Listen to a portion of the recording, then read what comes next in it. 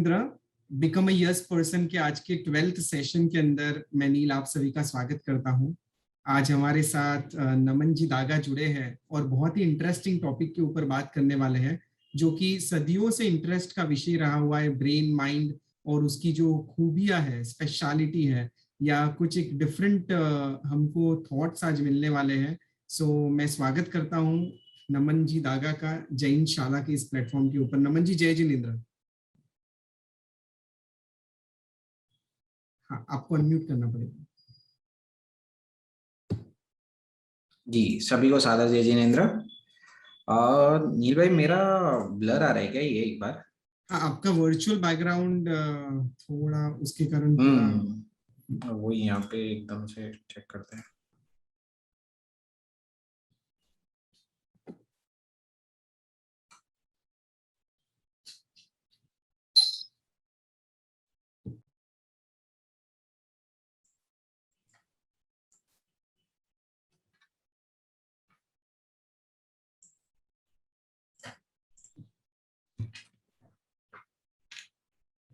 अभी भी ब्लर हो ही रहा है, इशू आ रहा है। हाँ, थोड़ा थोड़ा हो रहा है।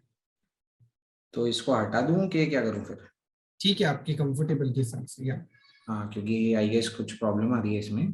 जी जी, नो प्रॉब्लम। यस, ठीक है।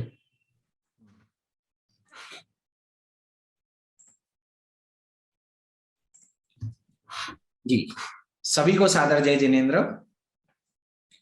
अरहन्तो भगवन्त इन्द्रमहिता सिद्धाश्च सिद्धिस्थिता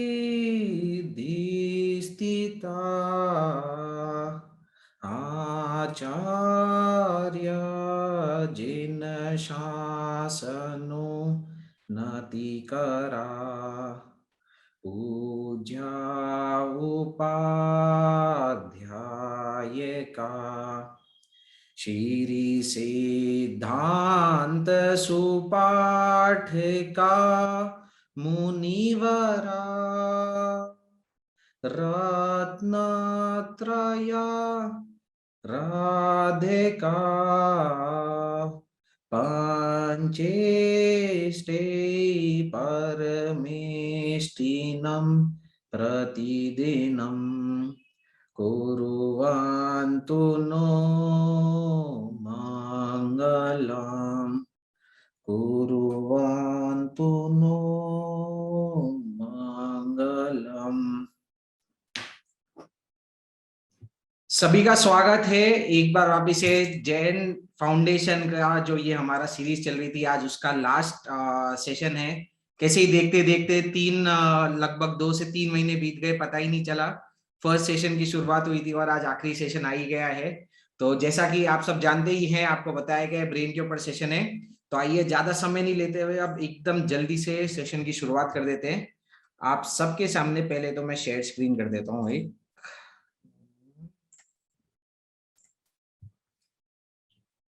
जी, सबसे पहले आप सब लोगों से रिक्वेस्ट है, जो जो अपने वीडियो ऑन कर सकते हैं प्लीज अपने वीडियो ऑन कर लीजिएगा। आज के सेशन में हम बहुत सारी अलग अलग चीजें देखने वाले हैं, क्योंकि लास्ट सेशन है और कोशिश यही रहती है कि we have to save the best for the last. पर ये हमारा लास्ट नहीं रहेगा, I will guarantee you that. हम प्रयास करते रहेंगे कि कंटिन्यू करें। पर आज एक इंपॉर्टेंट टॉपिक लेके आए हैं। तो सबसे पहले स्टार्टिंग में हम ये जान लेते हैं कि ब्रेन, ये ही टॉपिक हमने चूज क्यों किया। तो ब्रेन के बारे में क्या यूनिक फैक्ट्स है, इसको एक बार फास्ट समझ लेते हैं। तो ब्रेन के लिए, जैसा आप सबके सामने स्क्रीन में आ रहा है, आप पढ़ भी सकते हैं साथ में क्या बताया जा रहे हैं हमारे ब्रेन के बारे में facts. That the brain accounts for only 3% of your body weight, but out of the total blood and oxygen brain gets 20% of it. मतलब आपके ब्रेन का जो वजन होता है वो आपकी पूरे बॉडी वेट का सिर्फ 3% होता है। पर उसको ऑपरेट करने के लिए जो ब्लड चाहिए होता है और जो ऑक्सीजन चाहिए होता है, जो हमारे मेन इंग्रेडिएंट्स है, तो पूरी बॉडी में 20% जो ब्लड और ऑक्सीजन है वो सिर्फ ब्रेन यूज कर लेती है, जबकि उसका कुल वेट सिर्फ 3% है। दूसरा बोला जा रहा है almost half of a child's energy goes to fuel his or her brain.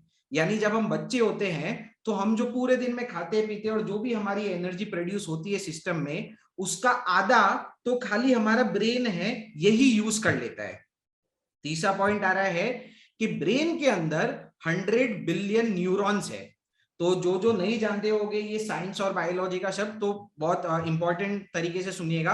आप सब जानते ही होंगे आजकल, क्योंकि न्यूरो सर्जरी होती है, आपने न्यूरो सर्जन के बारे में सुना होगा। तो हमारा जो ब्रेन है ये ऐसा नहीं कि बस एक ही ऑर्गन है, ये ब्रेन के अंदर जो मेन क्षमता आती है, जो पावर आती है, इसका जो मेन कंपोनेंट है उसे बोला जाता है न्यूरॉन्स।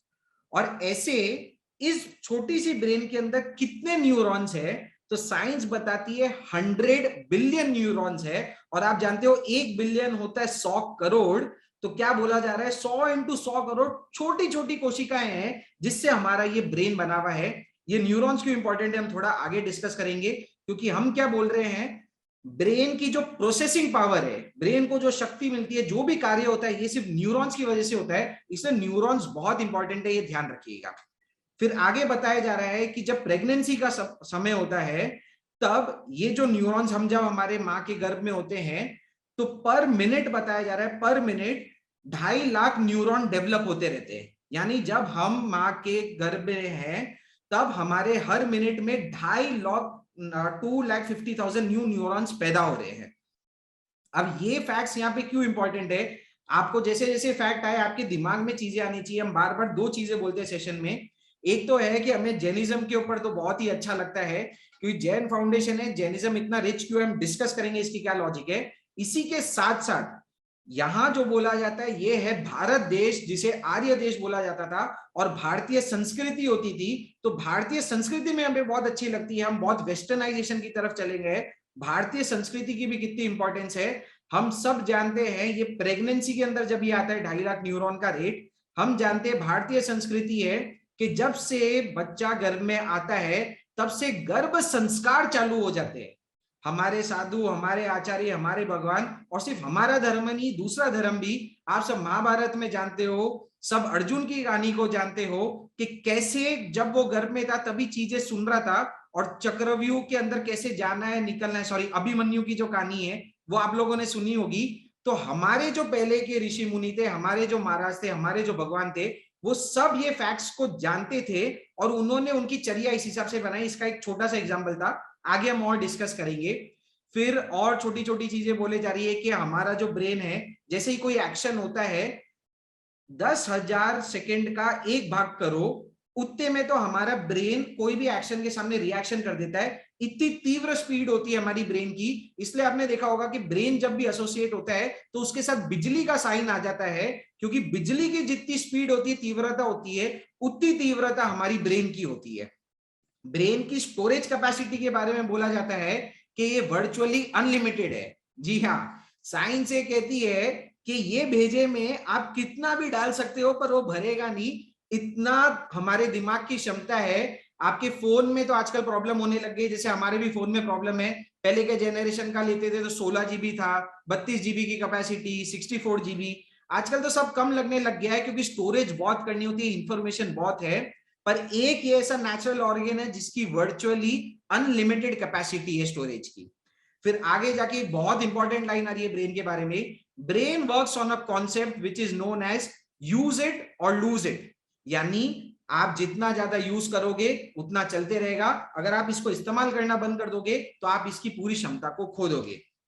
और लास्ट एक इंपॉर्टेंट पॉइंट है कि ह्यूमन ब्रेन की कैपेसिटी इतनी है कि लगभग हमारे ब्रेन में, आप सब जानते हो, वायरिंग है, जो छोटी छोटी इलेक्ट्रिसिटी है, इलेक्ट्रिक इंपल्सेस है, वो जनरेट होते हैं।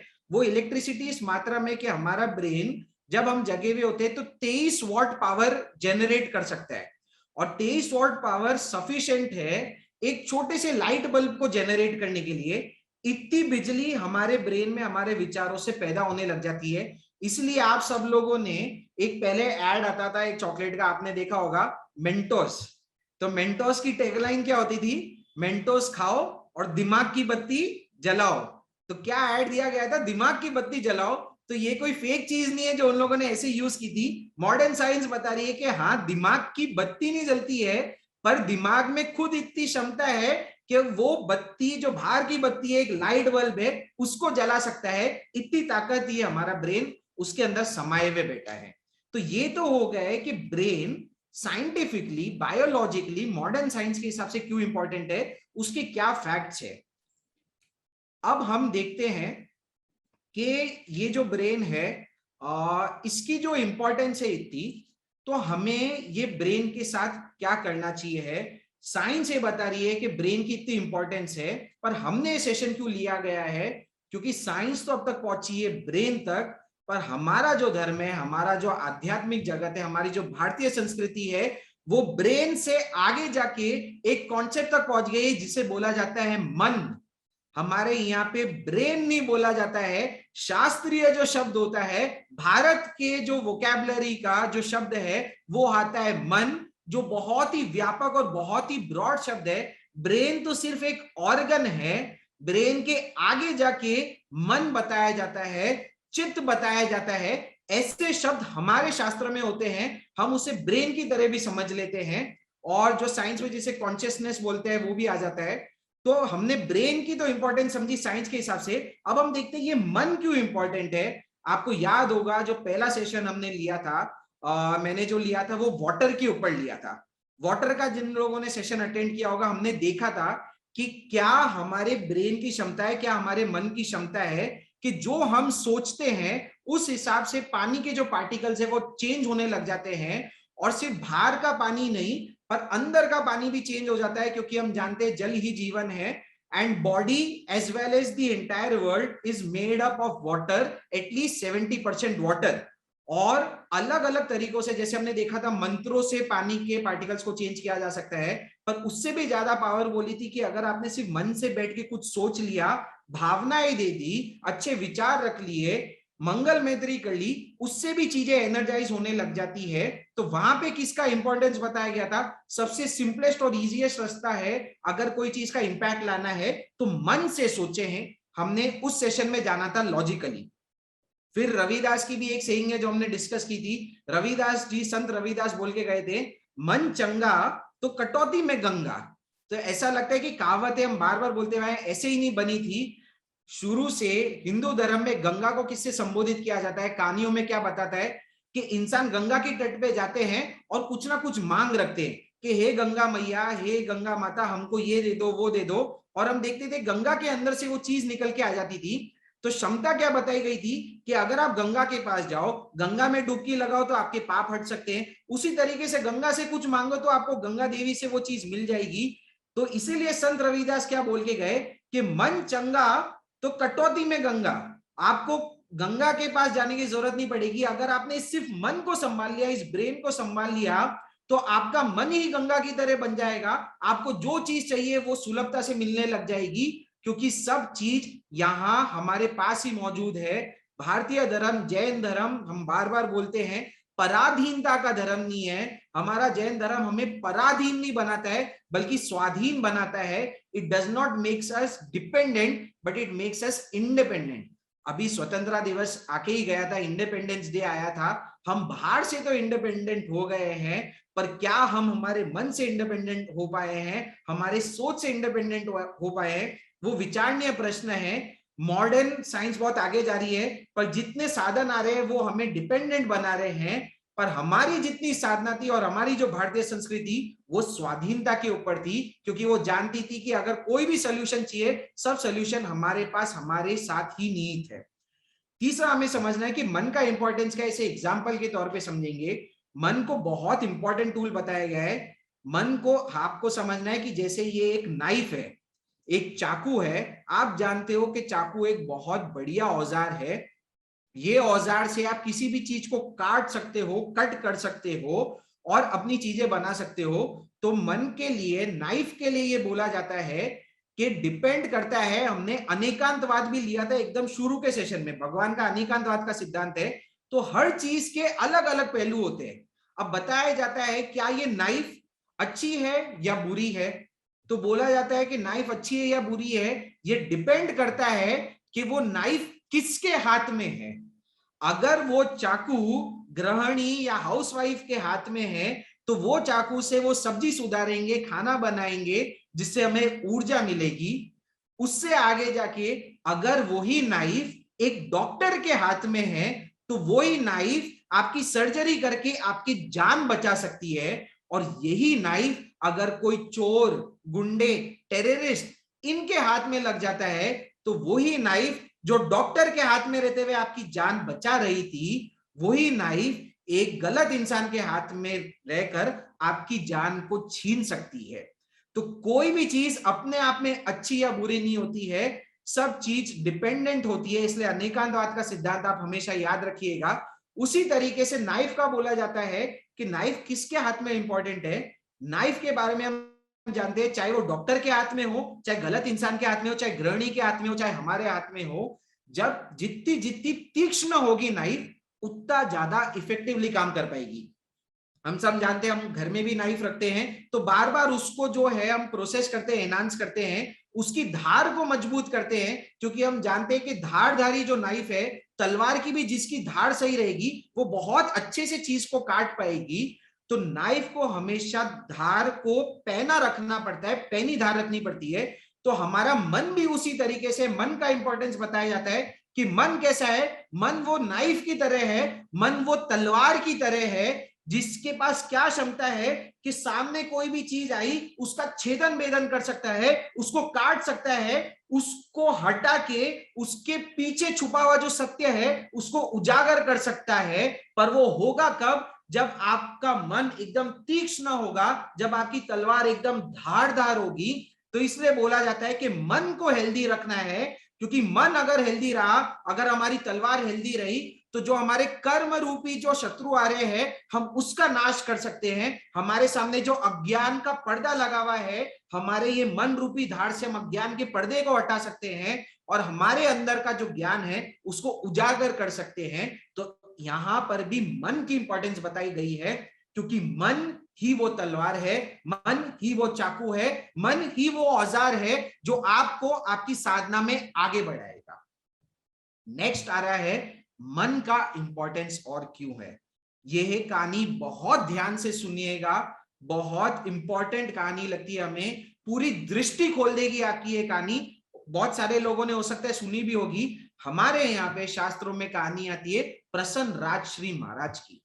जिनको पता होगा, प्रसन्न राजश्री महाराज की कहानी है, बहुत इंपॉर्टेंट से सुनिएगा, आपको मन का इंपॉर्टेंस मालूम पड़ जाएगा। प्रसंग ऐसा हुआ कि प्रसन्न राजश्री जो महाराज है, एक दीक्षित मुनि हुए थे। वो खड़े रह के ध्यान साधना कर रहे थे। क्या कर रहे थे? वो खड़े रह के मेडिटेशन कर रहे थे, ध्यान साधना में थे। तभी श्रेणिक राजा जो है वो रास्ते से जा रहे थे और उन्होंने ये ध्यान में खड़े रहे महाराज को देखा, मुनि को देखा, और फिर वो भगवान महावीर के पास गए।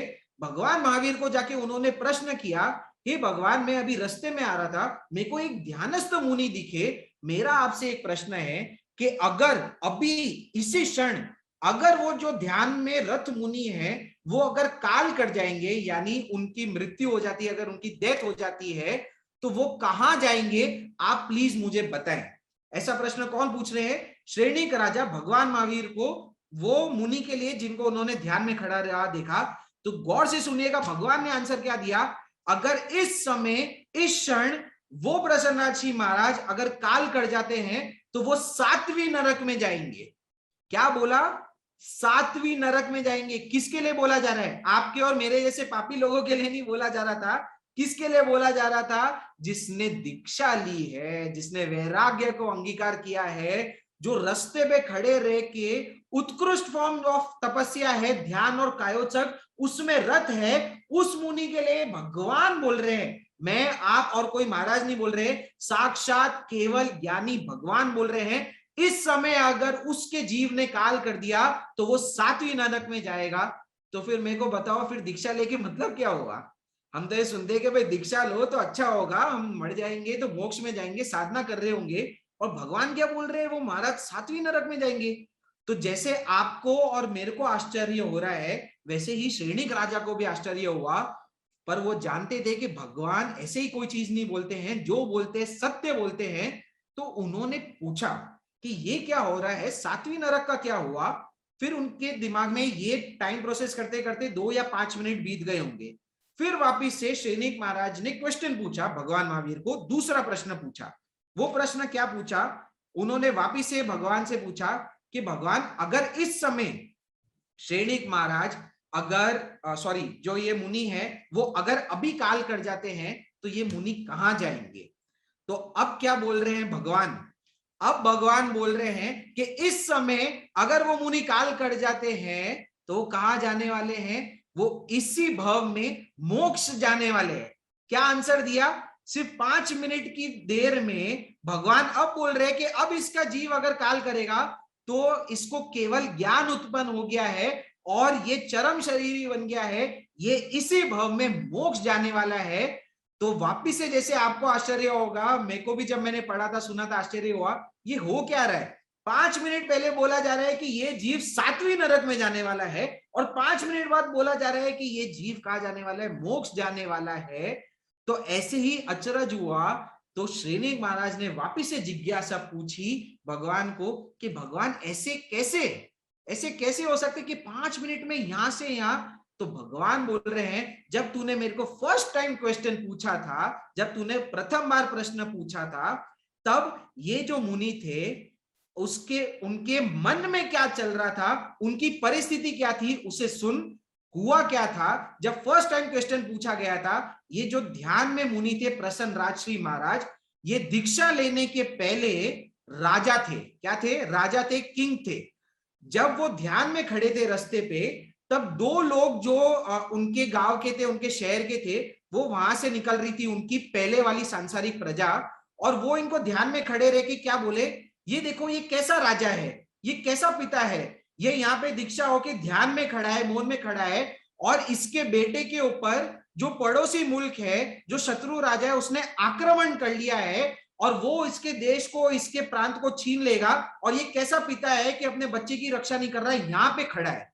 जब ये शब्द उस ध्यान में रत प्रसन्न राजसी मुनि के कान में पड़े, तो आप देखिए संत है, मुनि है, ध्यान में खड़े हैं, साधना में खड़े हैं, पर जैसे ही शब्द कान में पड़े, किसके कान क्या बोला जाता है, श्रोतेंद्रिय।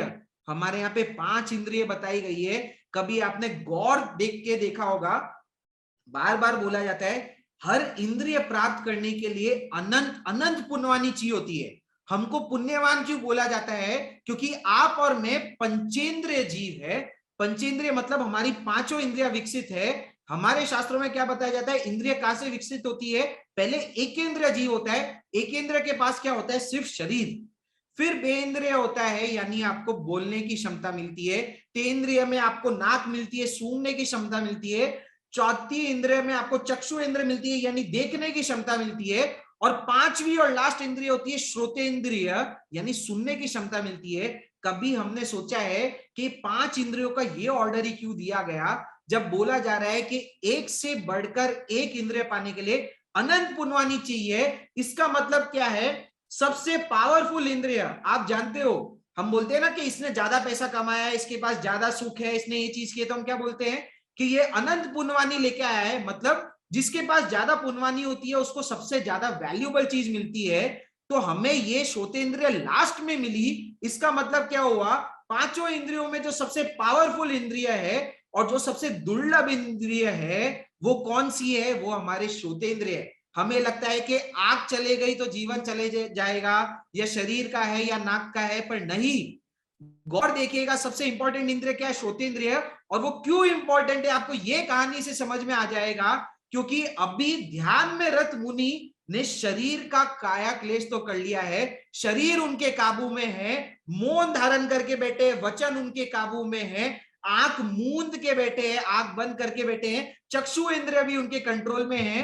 पर भैया कान को बंद करने का कोई सिस्टम नहीं है, कान को आप बंद नहीं कर सकते हैं, कान के छिद्र खुले रहते हैं। इसलिए श्रोतेंद्रिय की पावर बताई गई है। और श्रोतेंद्रिय जो चीज बार बार अनेकांतवाद की दृष्टि, चाकू अगर अच्छा है तो चाकू बुरा भी है, श्रोतेंद्रिय अगर अच्छा है, पुण्यवानी से मिला है, तो वो अच्छा तभी होगा जब आप उसका सदुपयोग करोगे।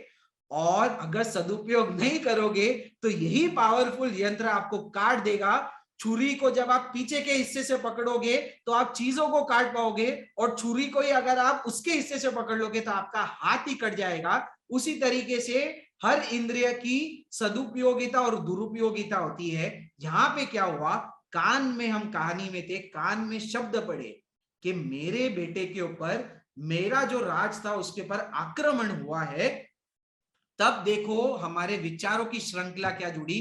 ध्यान में रथ मुनि के दिमाग में चलने लग गया, अरे सामने वाले राजन की ये हिम्मत, मेरे राज के ऊपर आक्रमण कर रहे हैं। वो ये नहीं जानता है कि हमारे राज्य की शक्ति क्या है, मेरी सेना क्या है, क्या हो रहा है, कौन सोच रहा है। ये दीक्षित मुनि जो साधु है, महाराज है, उसके मन में चल रहा है उसकी ये औकात, उसकी ये ताकत। ये ऐसे वर्ड यूज नहीं हो गए, आप भाव को समझिएगा जो हम नॉर्मल में सोचते हैं। हमारे साथ क्या होता है जब हमारे किसी के प्रति आसक्ति होती है, अगर आपके बच्चे के ऊपर, आपकी बीवी के ऊपर अगर कोई आक्रमण कर ले तो हमारे मन में कैसे उथल पुथल होती है। अगर हम उसको विजुअलाइज करेंगे तो हम सोच पाएंगे तब क्या हो रहा होगा उनके मन के अंदर। वो सोच रहे आक्रमण कर लिया, मन ही मन उनने तैयारी करना चालू कर दिया कि अभी मैं मेरी सेना को इकट्ठा करता हूं। सेना की पूरी प्लानिंग कर रहे हैं, ऑर्गेनाइज कर रहे हैं। वो इमेजिन कर रहे हैं कि सेना लेके मैं युद्ध भूमि है वहां पे चले गया हूं। युद्ध भूमि पर भी चले गए, अपने घोड़े के ऊपर बैठ के अपनी तलवार को हाथ में लिए और युद्ध करना प्रारंभ कर लिया। युद्ध करते करते सामने वाली सेना के सब जितने जवान हैं उनको काटे जा रहे हैं, मारे जा रहे हैं, सेना में विजयी होए जा रहे हैं। तब एक सीन ऐसा होता है कि सामने वाला एक वॉरियर आता है और वो उनके ऊपर प्रहार करता है। और प्रहार करने से आप जानते हो राजा है तो राजा का क्या होता है, मुकुट होता है। मुकुट राज की शोभा होती है। जब प्रहार किया गया तो ये जो मुकुट था, उनका जो हेड गेयर था वो गिर गया। अब हेड गेयर जब गिर गया तब हमारे साथ भी स्वाभाविक क्या होता है, अगर हमारा हेलमेट गिर गया तो शुरू में सर को बचाने के लिए हमारा हाथ का जाता है, सीधा सर के ऊपर जाता है। ये क्या हो रहा है, युद्ध भूमि में लड़ाई कर रहे हैं, मेरा मुकुट गिर गया, मेरा हाथ ऊपर गया मेरे सर के ऊपर, और जैसे ही हाथ यहाँ पे गया तो क्या महसूस हुआ। अभी आपको और मेरे पास, सबके पास तो बाल है, तो हाथ जाता है तो हमें बाल का अनुभव होता है, पर दीक्षित मुनि के बाल नहीं होते हैं, मुंडित सर होता है। जब उंगलियों का स्पर्श ये कपाल पर पड़ा तब उनको ये अनुभव में आया, एकदम से थॉट चेंज हुआ कि ये क्या हो रहा है, मेरे तो बाल ही नहीं है, मेरे तो मुकुट ही नहीं है, ओहो ये मैंने क्या गलती कर दी। मैं भूल गया कि मैं कौन हूं। मैं पंच महाव्रत धारी साधु हूं, मैं अहिंसा का प्रबल प्रेरक हूं, मैंने 6 कायों के जीवों की रक्षा का लाइफ लॉन्ग नियम लिया था। ये अनुभूति हुई थी इसलिए तो मैंने मेरे केश लोचन किया था, मुंडन किया था। मैं तो संयम में रत इंसान हूं, ये मेरे से क्या अपराध हो गया। जब हाथ यहाँ पे पड़ा तो देखो भावों की धारा चेंज हो गई, भाव पलट गए। तब विचार आने लग गया, प्रायश्चित के भाव अंदर से उमड़ आए कि ये मैंने क्या कर लिया। मैं मन ही मन सोच के युद्ध भूमि में उतर गया, युद्ध करने लग गया, पर मैं तो कौन हूं, मैं साधु हूं, मैं श्रमण हूं, 6 काय के जीवों का रक्षक हूं, मैं भक्षक नहीं हूं, लोगों की जान नहीं लेता हूं, जीवों की जान बचाता हूं। ये भाव उनके अंदर आने लग गए, ये ग्लानि उनके अंदर आने लग गई, ये प्रायश्चित उनके अंदर आने लग गया, ये गिल्ट फीलिंग उनके अंदर आने लग गई। और यही बोला जाता है प्रायश्चित के भाव जब आए, भावों की तीव्रता इतनी हो गई, भावों की शुद्धता इतनी हो गई कि हमारे यहाँ पे जो हमने कॉन्सेप्ट सुना है गुणस्थान, तो गुणस्थान में क्या बोला जाता है, गुण श्रेणियां चढ़ते रहते हैं, गुणों की श्रृंखला बढ़ती है। यही गुण की श्रृंखला उनकी बढ़ने लग गई। और जैसे ही गुण बढ़ने लग गए, जैसे ही ये गुण बढ़ने लग गए तो क्या हुआ, इतना प्रायश्चित उनको हुआ कि वो गुणस्थान पे गुणस्थान चढ़ते रहे। और देखते ही देखते देवधुंदभी बच गई। देवधुंदभी कब बचती है आप सब जानते होंगे, जो नहीं जानते होंगे शास्त्र में क्या आता है, देवधुंदभी तब बचती है जब जीव 4 कर्मों का क्षय कर लेता है, यानी जब उसको केवल ज्ञान उत्पन्न हो जाता है। तो ब्रह्मांड में ऊपर आकाश में देवी देवता आते हैं और वो जश्न मनाते, देवधुंदभी बनाते हैं। वैसी देवधुंदभी बच गई, यानी उनको केवल ज्ञान उत्पन्न हो गया। और केवल ज्ञान उत्पन्न जिसको हो जाता है वो कौन हो जाते हैं, वो कहलाते हैं अरियंत देव। वो नमो अरियंताणम की श्रेणी में आ गए और उसी भाव में वो काल करके मोक्ष में जाने वाले हैं। तो ये आंसर। तो जैसा कि देखा कि क्या हुआ, अब आपको समझ में आया है कि ये 5 मिनट में फर्क क्या हुआ।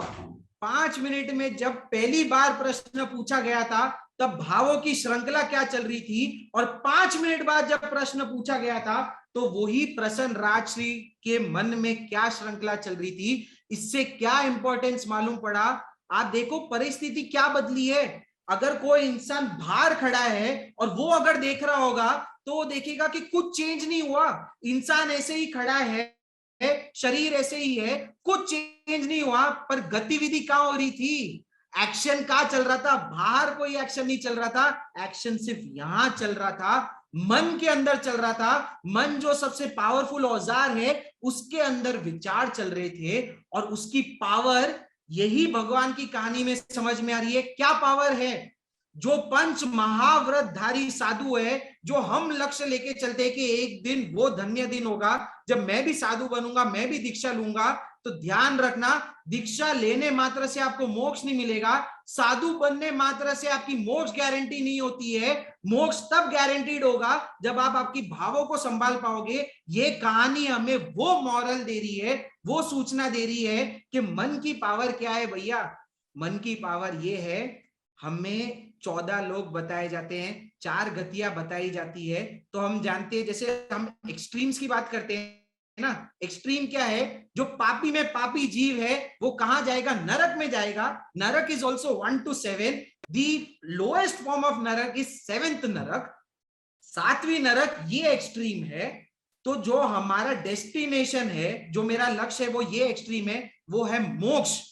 इतनी बड़ी यात्रा है, 14 राजू लोक का, जो आपने जैन का डायग्राम बना होगा, 14 राजू लोक है, नीचे ही नीचे आती है 7वीं नरक, और ऊपर ही ऊपर है सिद्धशिला। इतना बड़ा तो डिस्टेंस है, ये एक्सट्रीम्स है। पर मन की पावर देखिए भैया क्या बोल रहे हैं, 5 मिनट के अंदर आप 7वीं नरक से मोक्ष की यात्रा को तय कर सकते हैं। ये पावर हमारा मन लेके बैठा है। इस मन को अगर आपने नहीं संभाला 1-2 मिनट के लिए, तो साधु होते हुए भी, दीक्षित होते हुए भी, वो आपको 7वीं नरक में पटक देगा। और इसी मन को सिर्फ 1-2 मिनट के लिए भी संभाल लिया तो ऐसा क्षण हमारे साथ भी आएगा कि हमारे लिए भी कभी ना कभी तो देव दंतु भी जरूर बजेगी, हम भी केवल ज्ञान को प्राप्त करेंगे। पर ये हो किससे पाएगा, किसकी वजह से हो पाएगा, मन की वजह से। यानी मन एक पावरफुल टूल है, मन एक बहुत बढ़िया साधन है। मन तो सिर्फ निमित्त है, हम बार बार बोलते हैं निमित्त एक चीज होती है, एक सिर्फ साधन है।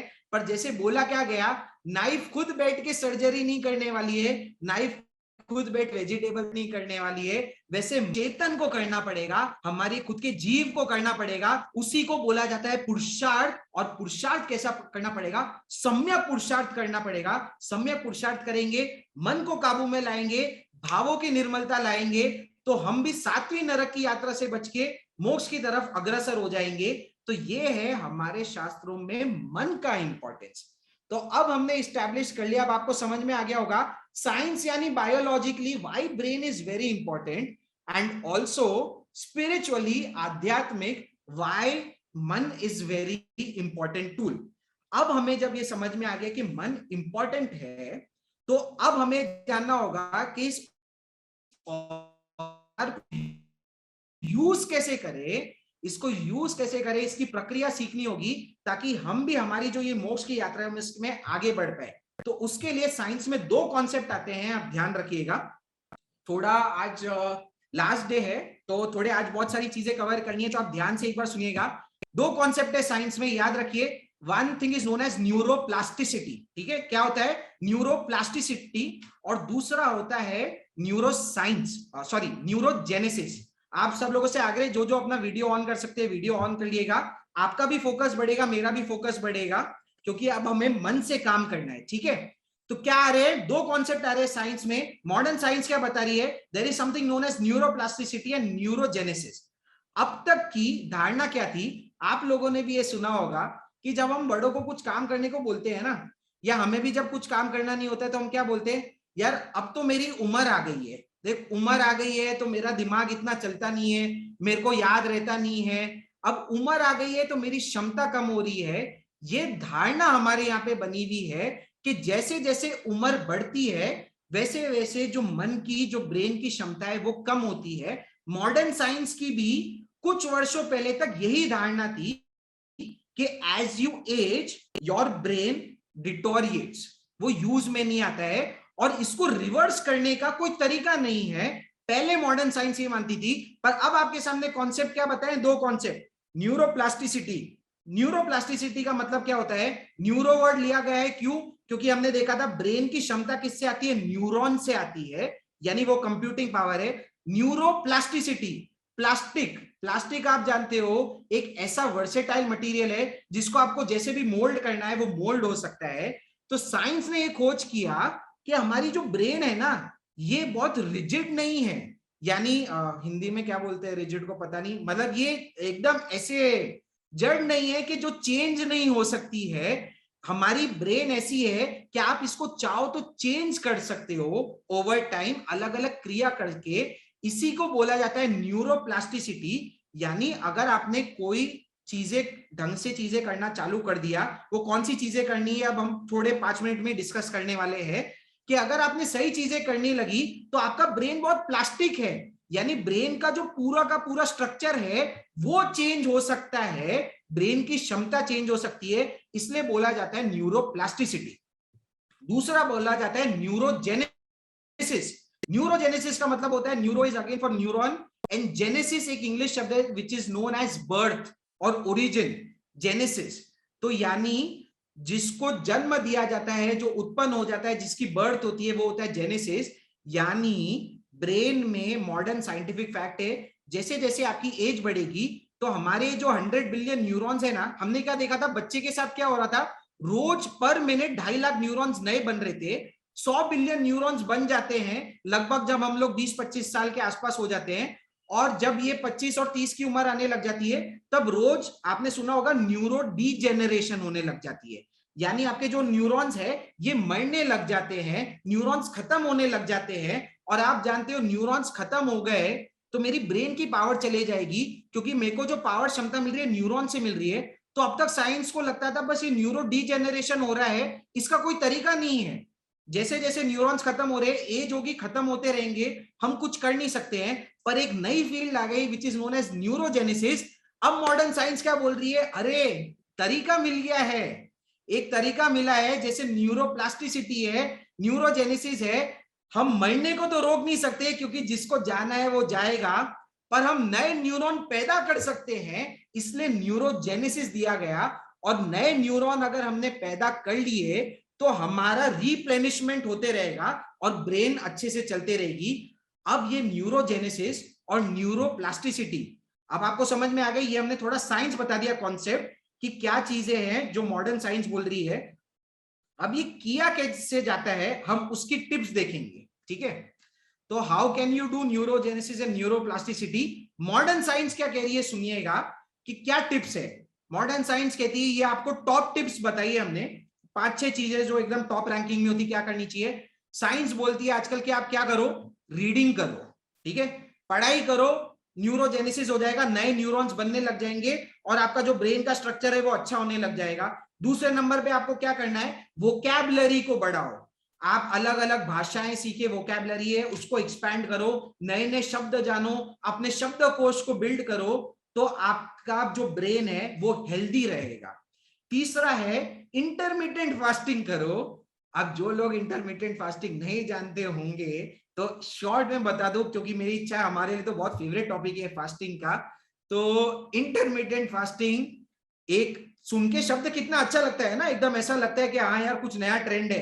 आप दोस्तों के पास जाओगे, यार दोस्तों के पास जाओगे, परिवार में जाओगे तो क्या बोलोगे, what am I doing nowadays, I am doing intermittent fasting. बहुत फ्लैशी लगता है, बहुत लग्जरियस लगता है, पर एक्चुअल में क्या है, हमारे जैनिज्म में जो तपस्या बताई गई है व्यासना की, जो हम व्यासना बोलते हैं, यानी 2 बार ही खाना होता है, वही ये इंटरमिटेंट फास्टिंग है। एक ऐसा ट्रेंड है कि आप टॉप से टॉप डाइटिशियन के पास चले जाओ, न्यूट्रिशनिस्ट के पास चले जाओ, जिम में आपके ट्रेनर के पास चले जाओ, वो बोलेगा कि आप भैया वजन घटाना है ना, इंटरमिटेंट फास्टिंग चालू कर दे। और साइंस भी बोल रही है इंटरमिटेंट फास्टिंग का फायदा है आपकी बॉडी के लिए। और न्यूरो साइंस क्या बोल रही है कि सिर्फ बॉडी को फायदा नहीं है, किसको फायदा है, आपकी ब्रेन हेल्दी रहेगी अगर आप दिन में 2 बार खाना खाओगे, यानी इंटरमिटेंट फास्टिंग करोगे। चौथा एक्सरसाइज कीजिए। 5वां थॉट्स, थॉट्स यानी क्रिएटिविटी लाइए, अलग अलग विचार लाइए, इमेजिनेशन लाइए, ये भी आपकी ब्रेन को हेल्दी रखेगा। और अगला क्या बोला जा रहा है, ट्रैवल कीजिए। आप ट्रैवल करेंगे तो आपका ब्रेन हेल्दी रहेगा। तो आप सबने 6 टिप्स नोट कर ली। रीड करो, वोकैबुलरी को एक्सपैंड करो, फास्टिंग करो, एक्सरसाइज करो, थॉट्स करो और ट्रैवल लाओ।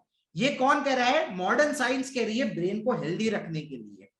अब देखते हैं, मॉडर्न साइंस ने तो कह दिया, पर क्यों हम लोग बार बार बोलते हैं मॉडर्न साइंस क्या है, पाश्चात्य चीज है। हमारी भारतीय संस्कृति क्यों इतनी अच्छी है, हमारा जैन धर्म क्यों इतना उच्च है, ये आपको अभी सिर्फ 2 मिनट में समझ में आ जाएगा जब आप एक बार दृष्टि करोगे भारतीय संस्कृति के ऊपर। तब आपको समझ में आएगा हमारे भारतवर्ष में हमारा जो एंशिएंट कल्चर था, पुराने रीत रिवाज थे, पुराने रहने के तरीके थे, उसमें आप एक बार नजर कीजिए कि क्या क्या गतिविधियां होती थी। आज से 50-100 साल पहले के जमाने में हमारे नाना नानी, हमारे दादा दादी, हो सकता है हमारे जो पापा मम्मी, उनके जमाने में क्या होता था, नजर करिएगा क्या होता था। पहले घर के काम जो है वो सब खुद किए जाते थे।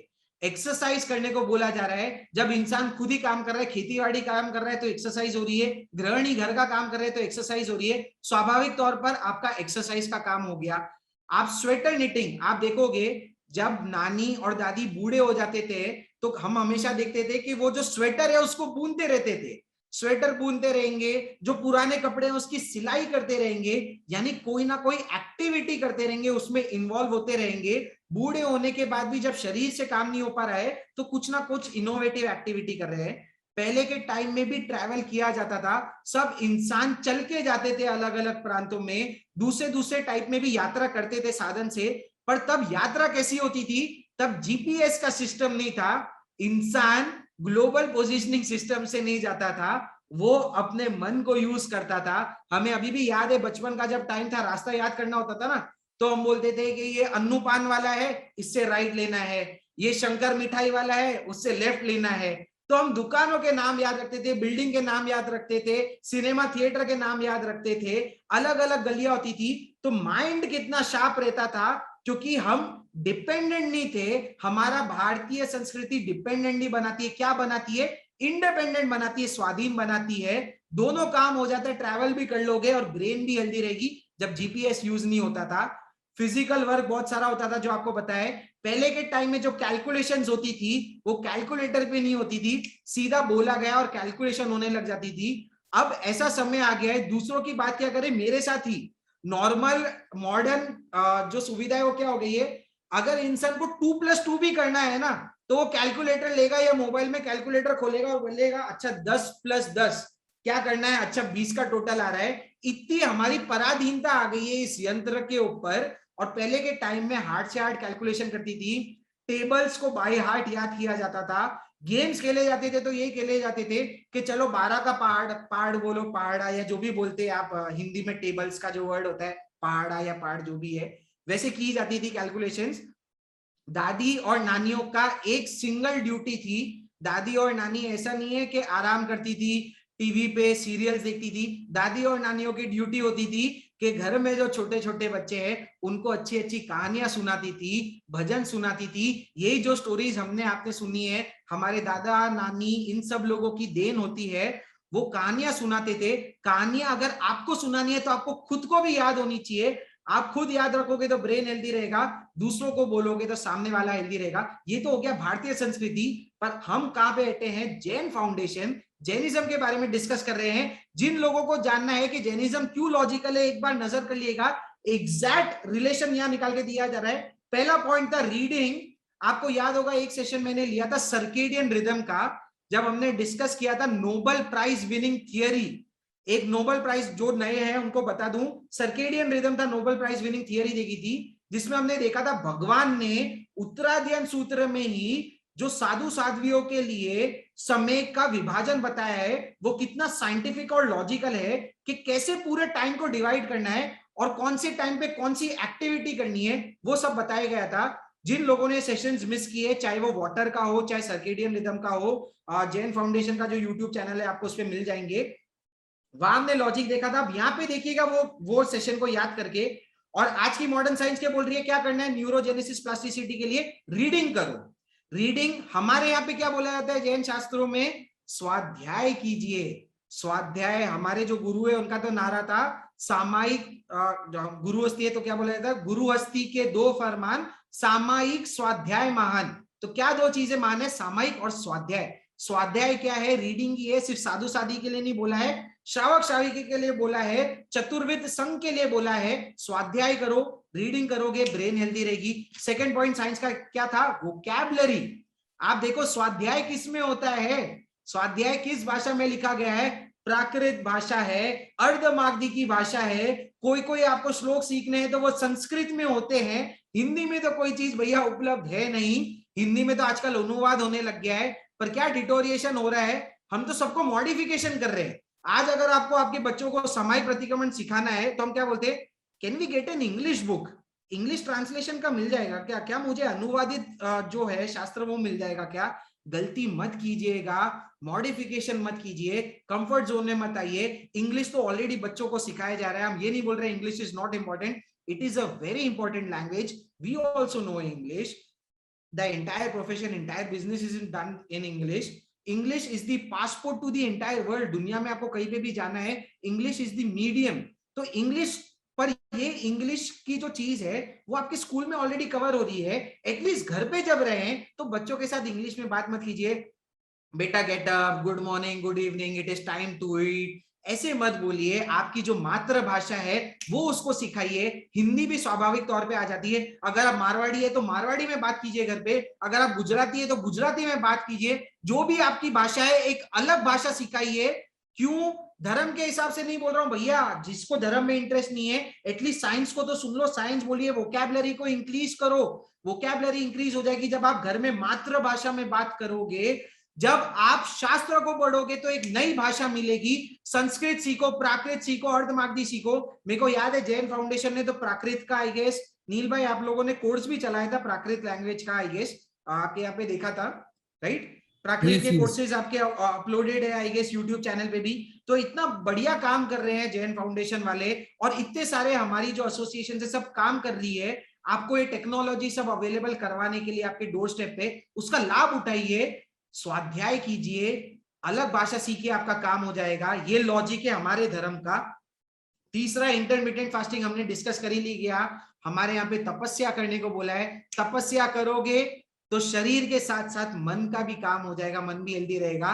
ट्रैवलिंग बोला गया है, तो देखिए हमारे साधु और साध्वी का तो क्या है, एक जगह पे नहीं रहते हमारी तरह, सिर्फ चौमासा 4 महीने एक स्थान पर रहेंगे, बाकी उनके तो भ्रमण ही भ्रमण चालू है, विहार ही विहार चालू रहता है। तो हमारे साधु साध्वी का मन इतना क्यों स्वस्थ रहता है, क्योंकि भगवान ने उनके केवल ज्ञान में देख के, मॉडर्न साइंस तो इंस्ट्रूमेंट्स में देख के billions and billions of dollar research में खर्च करके ये टिप्स लेके आते हैं आपके लिए।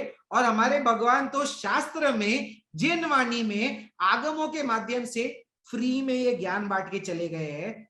हम उसको समझ नहीं पा रहे हैं, हम उसके ऊपर श्रद्धा नहीं ला रहे हैं, हम उसके लिए अहोभाव नहीं ला रहे हैं। हमारा प्रयास ये सेशनों के माध्यम से, ये सीरीज के माध्यम से यही है कि आपको जिन वाणी की, आगम की इंपॉर्टेंस मालूम पड़ जाए कि ये सिर्फ आत्मा के स्वास्थ्य के ऊपर ही ध्यान नहीं रखता, आत्मा के साथ आपका शरीर भी अच्छा रहेगा, मन भी अच्छा रहेगा।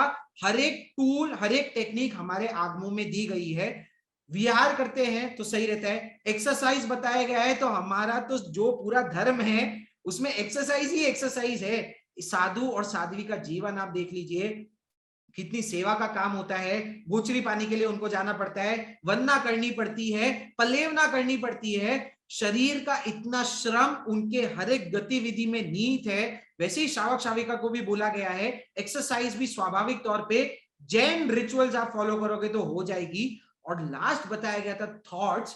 थॉट्स के लिए हमारे यहाँ पे विधि आती है जिसको सर्केडियन रिदम याद है। भगवान ने क्या बोला गया था साधु साध्वी को करने के लिए, पूरे दिन में सिर्फ 2 ही मेन चीजें बोल रहे थे, स्वाध्याय करो, ध्यान करो, स्वाध्याय करो, ध्यान करो। स्वाध्याय रीडिंग करोगे हो जाएगा, गोचरी पल्लेवना करोगे एक्सरसाइज हो जाएगा, वीआर करने को बोलोगे तो ऑटोमेटिकली ध्यान हो जाएगा। और जब जब ध्यान करोगे, अणुप्रेक्षा करोगे, मेडिटेशन करोगे, तो आपके ये विचार शुद्ध होने लग जाएंगे, थॉट्स प्योरीफाई होने लग जाएंगे, क्रिएटिविटी आएगी, इमेजिनेशन आएगी।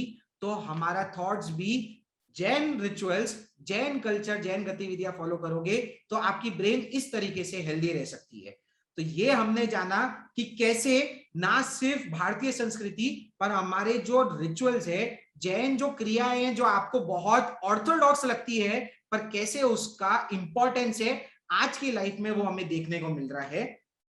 अब हम आगे डिस्कस करते हैं। ठीक है, तो अब हमने ये तो देख लिया एक प्लेसिबो इफेक्ट था। चलो इसको तो और कभी डिस्कस करेंगे हम। अब हमने जो बोला था, अब क्या हमने समझ लिया? पहले तो हमने समझ लिया ब्रेन की इंपॉर्टेंस क्या है, मन की इंपॉर्टेंस क्या है, फिर हमने जाना कि साइंस ने क्या टिप्स दी है आपकी ब्रेन को हेल्दी रखने के लिए। न्यूरोजेनेसिस, याद रखना ये क्यों बोला गया न्यूरोजेनेसिस, ये जितनी क्रियाएं है ना, ये क्रियाएं आप करोगे, reading, vocabulary, exercise, thoughts, fasting, और ये सब करने से मॉडर्न साइंस बोल रही है नए न्यूरॉन ब्रेन में पैदा होने लग जाएंगे, आपका जो ब्रेन का स्ट्रक्चर है वो चेंज होने लग जाएगा। आप सिर्फ शरीर से बूढ़े होगे, मन से बूढ़े कभी भी नहीं होगे। एक फैक्ट याद रखना, रिसर्च हुई थी, रिसर्च में पाया गया था कि सबसे ज्यादा उम्र किसी देश में है तो वो कहां है? अगर आपको याद होगा, हाईएस्ट लाइफ एक्सपेक्टेंसी अगर किसी देश की है जहां लोग ज्यादा जीते हैं, वो देश है जापान। जब जापान के ऊपर रिसर्च किया गया कि वहां के लोग इतने ज्यादा उम्र तक कैसे जी लेते हैं, तो वहां रिसर्च में फैक्ट निकल के आया, वहां के इंसान इतने लंबे टाइम तक इसलिए जीते हैं क्योंकि वो नई नई चीजें सीखते रहते हैं, वो एक्टिव रहते हैं, उनकी लर्निंग कभी स्टॉप नहीं होती है, they keep learning learning learning new things. इसलिए जापानीज वाले लोग इतने सही होते हैं। यही मॉडर्न साइंस बता रही है कि आपको लर्न करते रहना है, और यही भगवान पहले बोल के चले गए, चाहे 90 साल का भी साधु हो गया होगा, उसके लिए भी नियम है कि रोज स्वाध्याय करना है, कंपलसरी स्वाध्याय करना है। वही बुजुर्ग साधु के लिए कंपलसरी ध्यान करना है, वही साधु को खुद की पलेमना खुद से करनी है, वही साधु को अपने शरीर से ही चलना है, सब गतिविधियां खुद से करनी है। ऐसे भगवान ने ज्ञान में देखा था, उस ज्ञान के लिए अहोभाव लाएं, वो टेक्निक्स को यूज करना चालू कीजिए, तो आपके भी न्यूरोजेनेसिस होगी, आप कभी लाइफ में बूढ़े नहीं होगे। अगर आप ज्यादा उम्र जीना चाहते हो और ज्यादा उम्र के साथ स्वस्थ रहना चाहते हो, स्वस्थ जीवन जीना चाहते हो, तो ये टेक्निक्स को यानी जैन लाइफस्टाइल को अपनाना चालू कर दीजिए। अब हम देखते हैं कि मन की इंपॉर्टेंस तो समझ में आ गई। अब ये तो था कि जो होता है ना कि बीमारी हो गई है, तो बीमारी को कैसे कंट्रोल किया जाए, जो हम बोलते हैं करेक्टिव मेजर्स। ये तो हो गया कि मेरी ब्रेन डिटोरिएट हो रही है तो मैंने ये टेक्निक्स कर ली तो ये चीज हो गई। पर मेन क्या होता है कि बीमारी उत्पन्न ही नहीं हो, मेरे को रोग पैदा ही नहीं हो, पैदा होने के पहले मैं उसको कंट्रोल कर लूं, और उसके बाद ये करेक्टिव मेजर्स तो चलते रहेंगे दवाइयों के रूप में। ये जो जो आपको टिप्स बताई गई है ये सब दवाई है। पर हमने क्या डिस्कस किया था, नाइफ अपने आप में कुछ नहीं करती है, जो जिसके हाथ में नाइफ है, जो उसको कंट्रोल कर रहा है, वो इंपॉर्टेंट होता है। तो अब हम जानेंगे कि माइंड को कंट्रोल कैसे करना है। माइंड, क्योंकि ये मेन चीज है कि हमें समझना है कि ये मन को हम कैसे समझे और कैसे कंट्रोल करें। उसके लिए इंपॉर्टेंट पॉइंट होते हैं, अगर आप मन को कंट्रोल करना चाहते हो तो आपको ये प्रश्न पूछने होंगे खुद को कि पहले तो ये मन है, इसका स्वभाव क्या है, what is the nature of mind. क्योंकि जब मैं इसको जानूंगा ही नहीं तो मेरे को क्या समझेगा कि इसके साथ करना क्या है, कंट्रोल कैसे करना है। तो पहले तो हमें मन को जानना होगा, चित्त को जानना होगा, उसके स्वभाव को जानना होगा, उसके कॉन्सेप्ट को जानना होगा। दूसरे नंबर पे हमें प्रश्न पूछना होगा कि मन क्या है, फिर हमें आना चाहिए ये मन किस वजह से पीड़ित होता है, व्हाट इज द रीजन कि ये माइंड कंट्रोल में नहीं आता है, अलग अलग दिशाओं में चले जाता है। तीसरा क्वेश्चन होता है हाउ, कि ये किस तरीके से मन दूसरी दूसरी जगह चले जाता है, कंट्रोल नहीं होता है। चौथा क्यों, आस्क योरसेल्फ व्हाई, कि ये सब जानने के बाद भी मैं क्यों नहीं कर पा रहा हूं, मन के साथ ऐसा क्यों होता है, व्हाई आना चाहिए। और पांचवा होता है, हम देखेंगे कि इसका सोल्यूशन क्या है। हर इंसान को हम बार बार बोल रहे हैं, धर्म में, साधना में आप तभी आगे बढ़ पाओगे, एक मूल गुण आपके अंदर होना चाहिए, जिज्ञासा। आप जिज्ञासु होने चाहिए।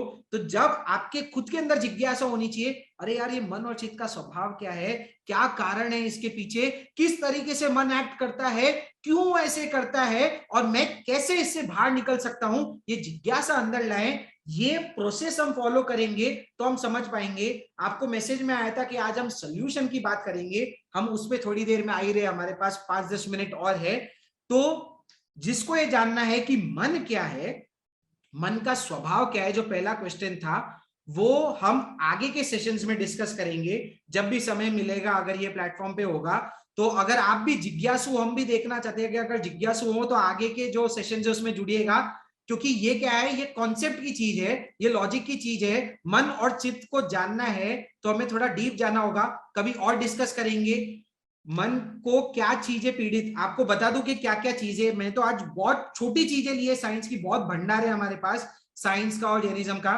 मन क्या है, उसके लिए इतने सारे सेशंस है मेरे पास। ब्रेन वेव्स क्या होती है, बुद्धि क्या है, मन क्या है, चित्त क्या है, कॉन्शियस माइंड, सबकॉन्शियस माइंड, अवचेतन मन, चेतन मन, ये क्या चीजें हैं, इनका क्या लिंक है जैन थियोरी के साथ, बुद्धि मन और चित्त क्या होते हैं, ब्रेन वेव्स क्या होती है, मेडिटेशन है तो मेडिटेशन की क्या साइंस है, मेडिटेशन के पीछे क्या लॉजिक है, जो सुबह बोला जाता है कि ब्रह्म मुहूर्त में उठना चाहिए, वो तो हमने सर्केडियन रिदम में डिस्कस किया ही था, जो हमने 1-2 पॉइंट्स बोले थे। तो आपको एक ट्रेलर दिया है कि हमारे पास कैसे कैसे मैटर रहता है, हम कैसे डिस्कस कर सकते हैं। ये सब पॉइंट, ये बहुत छोटे पॉइंट है, इसके बाद कम से कम बहुत सारी थियरीज है जो सिर्फ ब्रेन के पार्ट में आ जाएगी, सिर्फ माइंड के पार्ट में आ जाएगी। दूसरा जो क्वेश्चन था कि व्हाट, कि क्या चीजों की वजह से मन भ्रमित होता है, वो क्या कारण है, वो है 5 इंद्रिय जो हमने डिस्कस किया था। और हमारे शास्त्रों में क्या होता है, 5 इंद्रिय के 23 विषय होते हैं और 240 विकार होते हैं। तो अगर आपको व्हाट ये क्वेश्चन का आंसर जानना है, इसके लिए 2-3 सेशन भी कम पड़ जाएंगे। तो ये भी और कभी फ्यूचर में हम डिस्कस करेंगे। जिसको जानना है क्या, जिसको मन और मन का स्वभाव जानना है, आगे जुड़े। जिसको 5 इंद्रिय 23 विषय 240 विकार जानना है, वो भी हम और कभी डिस्कस करेंगे। हाउ कैसे होता है, ये कॉन्सेप्ट है, जैसे आपको 2 कॉन्सेप्ट आज बताए थे, न्यूरोप्लास्टिसिटी, न्यूरोजेनेसिस। तो एक कॉन्सेप्ट है, जिसको थोड़ी जिज्ञासा है गूगल करके भी देख लेगा, मिरर न्यूरॉन्स करके कॉन्सेप्ट है। जिसको ये जानना है, जो थोड़े साइंस वाले होते हैं ना, कि ये ब्रेन एक्चुअल में रिएक्ट कैसे करती है, ये हो कैसे जाता है, हाउ क्या है, इसके लिए बहुत अलग अलग थियरीज है। ये क्वेश्चन भी हम और कभी डिस्कस करेंगे। और आज जो 2 क्वेश्चंस में डिस्कस करने वाला हूं वो शॉर्ट में करूंगा, क्योंकि मेन क्या होता है, लोगों को, बहुत सारे लोगों को क्या चाहिए होता है, शॉर्टकट चाहिए होता है।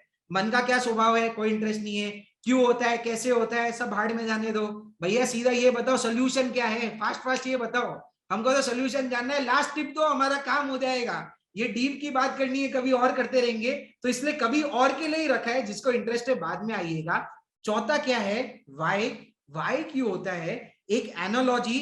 नील भाई आज थोड़ा टाइम लेंगे, आप सब लोगों का भी अगर साथ होगा, लास्ट सेशन है तो थोड़ा समय का अतिक्रमण जरूर होगा, तो मैं पहले ही आप सब लोगों से क्षमा याचना कर रहा हूं, पर मैं चाहता हूं कि लास्ट सेशन है, हम एक अच्छे नोट पे जाएं, चीजों को समझते हुए जाएं, कॉन्सेप्ट की क्लैरिटी लाएं, अहोभाव लाएं, ताकि जो ये हमारी प्रक्रिया है, क्योंकि हमने बोला ये लास्ट सेशन हम नहीं चाहते हो, क्योंकि जो ये साधना है, ज्ञान है, जो जिन वाणी के प्रति अहोभाव है, ये चलते रहे, आगे बढ़ते रहे, इसके लिए थोड़ा समय का अतिक्रमण करेंगे।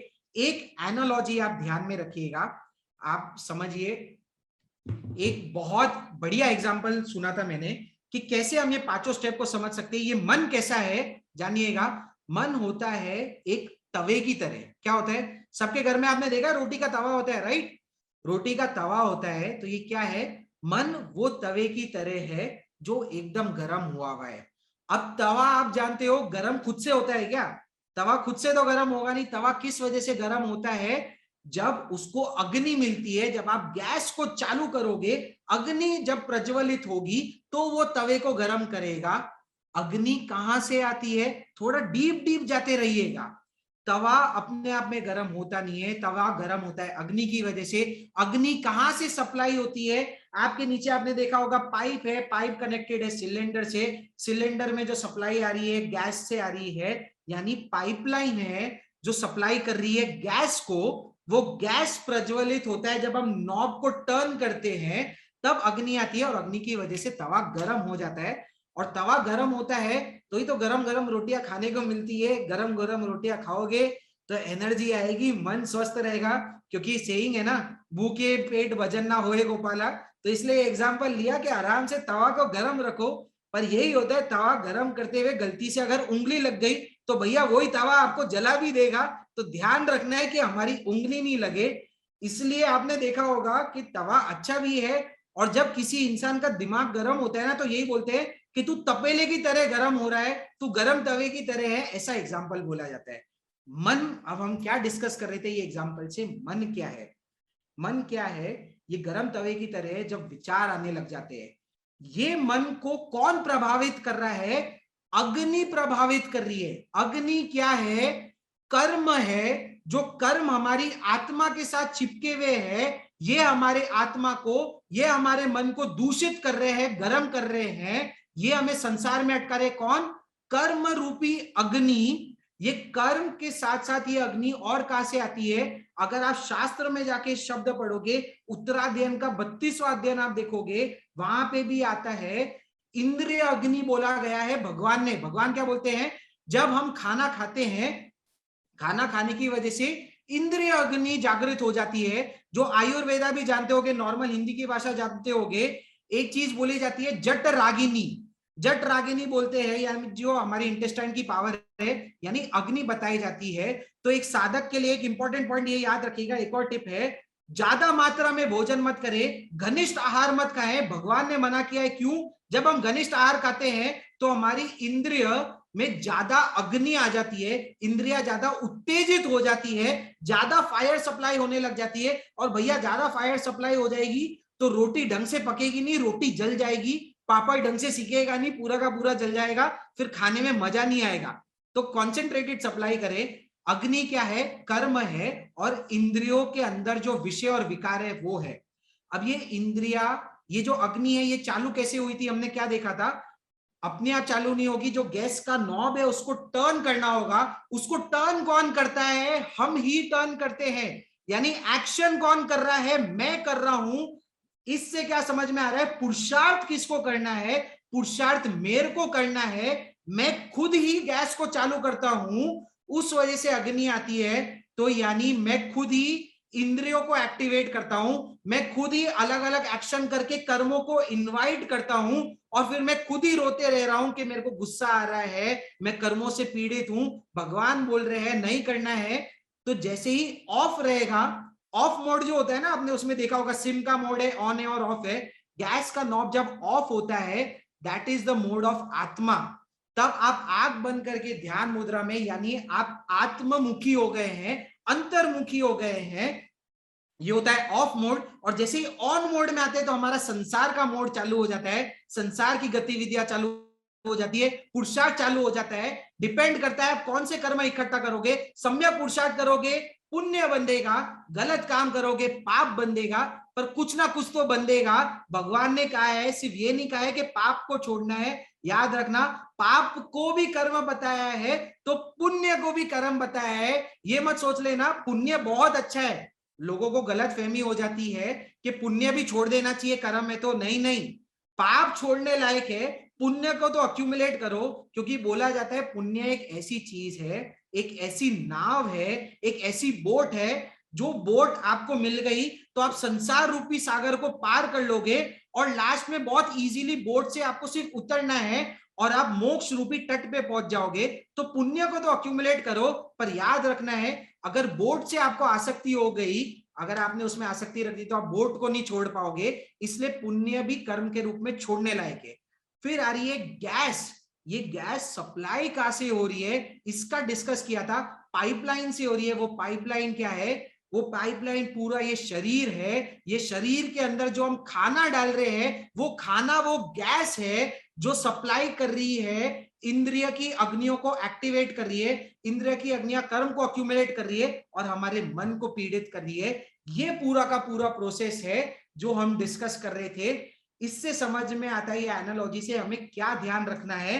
और अब मेन इंपॉर्टेंट पार्ट, गैस तो इतने टाइम से हमारी चालू थी बराबर, हमें अब सम्यक समझ आई है कि करना क्या है। तो तवे के ऊपर तो गैस इतने टाइम से चालू थी तो तवा तो गर्म हुआ है।